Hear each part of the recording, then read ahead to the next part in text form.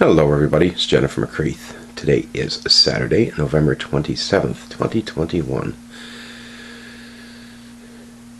I've got an interesting concept that might make for a good book, and I just want to throw it out there and see if I get any feedback.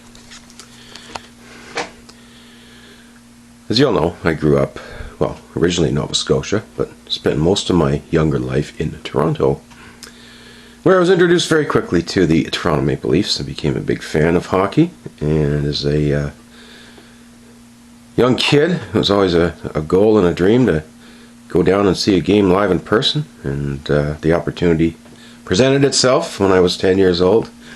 And my goodness, what an experience going to see a live NHL hockey game at Maple Leaf Gardens for the very first time. So as I got older, I finally got to become old enough that I could go to the games by myself without my parents. Unfortunately, back in those days, the 80s and the 90s, Leaf tickets were hard to come by, and they were very expensive. And the scalpers charged even more. So I learned about the Ontario Hockey League, the Junior League, and the fact that there were promotions in the newspaper. Remember those things, newspapers? And there was Becker's Milk, little store chain in Toronto. Anyway, here's the deal. If you went to Becker's and bought a thing of milk, I don't even know if you needed to get a coupon. It was just an advertisement. You could go down to the gardens at like 10 o'clock in the morning, buy a ticket for the afternoon OHL game, and as a bonus they would let you in early, and you could see the Toronto Maple Leafs morning practice at 10 o'clock or whatever the hell it was, and the opponent, whoever was visiting team, you get to see their practice as well. And of course then you get to see the Marley game, which started at like 2 o'clock in the afternoon.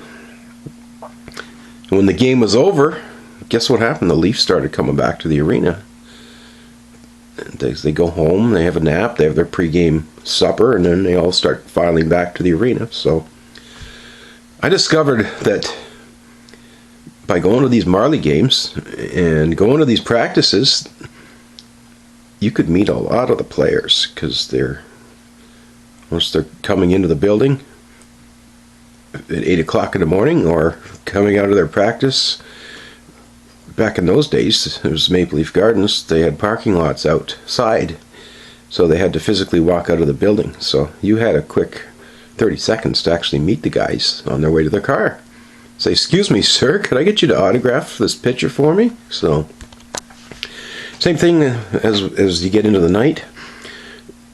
5 o'clock, the players start showing up one by one. They pull into the parking lot. Some of them take cabs. The away team, they start showing up. There's a team bus. And thus began my hobby of hanging out at Maple Leaf Gardens, waiting to meet players to collect autographs. I did this on and off,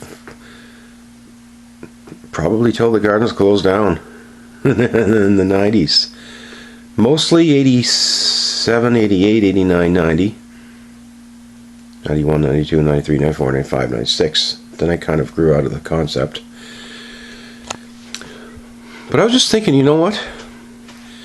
There's a couple of really cool books in this, I think. I mean, I could write a book about my experiences at the Garden, watching the games, OHL, AHL, NHL. I also saw wrestling at the Gardens. They actually had basketball there a few times. The Toronto Raptors, 95, joined the NBA.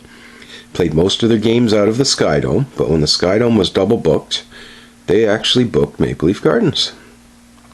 And same thing happened. I got to meet some of the Raptors in the parking lot.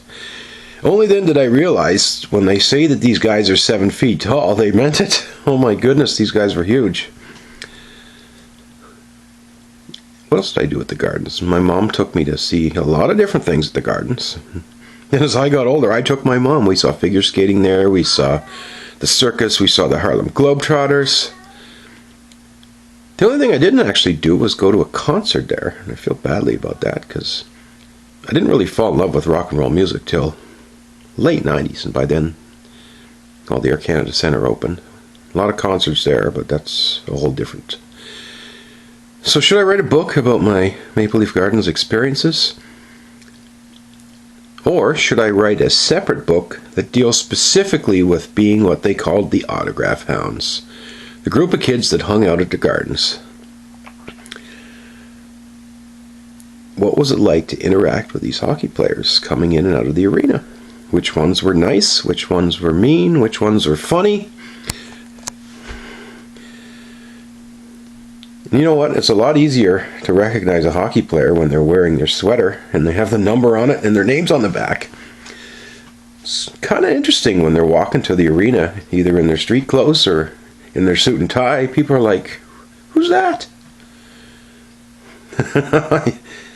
You get to know, like, and then they wear helmets. You don't even know what their haircuts look like.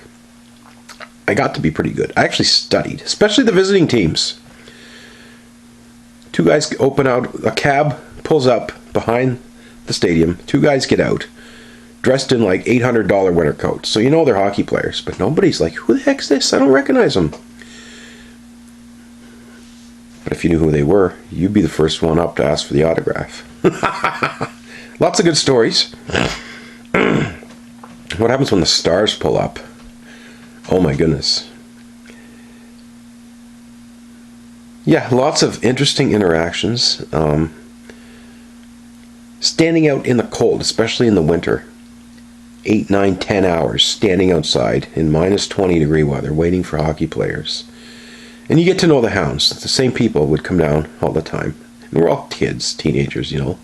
So we get chatting about hockey and we crack jokes and we share funny stories. I mean, I think there's a book there. I just don't know if anyone would want to buy it, but I'll give you one example of something I'd write about. You may remember the name Tony Granato. He's an American player and generally a pretty good player. So in 1993, I was in a hockey pool and I picked him. Well, guess what? He had a terrible year. So 2 years later, I'm meeting him at the Gardens, and he gets out of the car and asks him for an autograph. He says, by the way, I had you in the pool last year. And he made this kind of grimacing looking face, look me in the eyes and say, oh my goodness, I'm so sorry. What a cool guy. So what do you think? Should I write a book? Would you read it? Would you pay $20 to buy it and read it? I don't know. What do you think, folks? Should I do a story book about the games? My first Leaf game, the Leafs lost 12-3, and there were 6 fights. That could be its book, all by itself. My second Leaf game, they had a young rookie. His name was Wendell Clark. And what did he do in his rookie year? Every game, he found the biggest, toughest guy on the other team and challenged him to a fight. He didn't care if they were 6, 7, 8 inches taller, but they fought, and oh my goodness. Go to YouTube, Ben Wilson, B-E-H-N, Wilson versus Wendell Clark. It's one of the best hockey fights you'll ever see in your life. Oh my goodness, that building was going insane. I saw a lot of good fights. I always went to games when I knew there were going to be fights, because that was just a cool thing. 89, Mom, I want to get you a pair of hockey tickets and you and me will go. It's going to be like a birthday present or something like that. Who do you want to see? And she's like, I can't believe I just put that out there. How the hell am I going to get tickets to see Gretzky? And I came back and said, let's go see Toronto against Minnesota. She's like, Minnesota? Why would you want to go see them? I'm like, John Kordick and Basil McRae. They don't like each other. As soon as they step on the ice, they're going to have a massive fight. And guess what happens? They're both in the starting lineup. Puck drops. The whistle blows about 5 seconds later, and one of the greatest hockey fights of that year. Oh my goodness. What an experience. Didn't even care who won the game. I don't even remember that. But you remembered the fight between Basil McRae and John Kordick. Oh my goodness.